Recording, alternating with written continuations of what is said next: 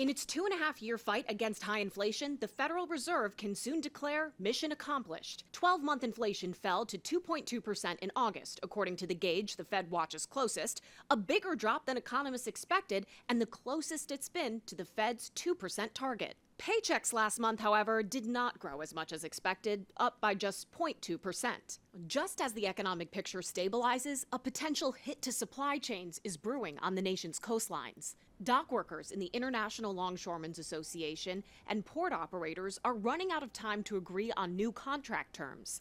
If they don't reach a deal by midnight on September 30th, workers along the East and Gulf coasts will likely go on strike. Mark my words.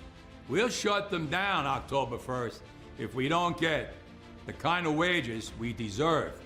Container royalty, top-notch health care, and no automation terminals or semi-automated terminals. A strike would halt supply chains and push up the cost of impacted products. The union president has this message for port operators. I'll cripple you.